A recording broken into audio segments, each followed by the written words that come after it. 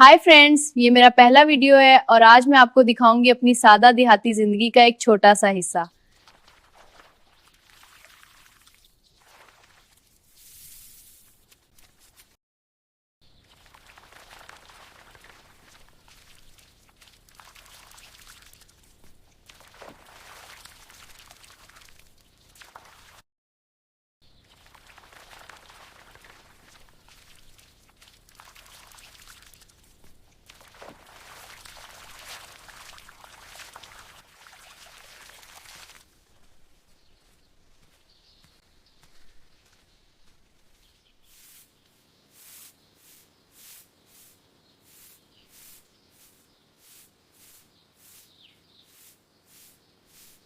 मैं